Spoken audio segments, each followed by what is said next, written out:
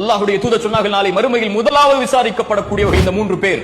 யார் அவர்கள்? முதலாம் அவர் ஷஹீத், அல்லாஹ்வுடைய பாதையில் மரணித்தவர். இரண்டாவது ஒருவர் காரி, குர்ஆனை அழகாக ஓதக்கூடியவர். மூன்றாவது ஆலிம், மார்க்கத்தை கற்று பேசக்கூடிய மனிதர்.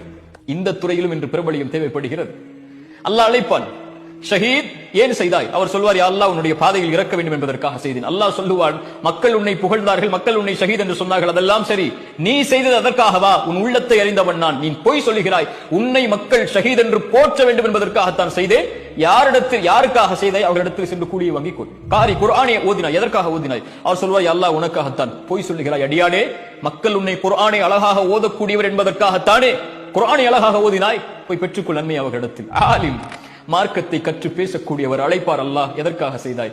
யா அல்லாஹ், உனக்காகத்தான் செய்தேன். அல்லாஹ் சொல்லுவான், இல்லை அடியானே, பொய் சொல்லுகிறாய், பொய் சொல்லுகிறாய். அல்லாஹ் பாதுகாப்பாடாக. பொய் சொல்லுகிறாய். எதற்காக செய்தாய்? மக்கள் உன்னை அறிஞர் என்று போற்ற வேண்டும் என்பதற்காகத்தானே. போய் பெற்றுக்கொள். நீங்கள் பெற்றுக்கொள்ளலாம்.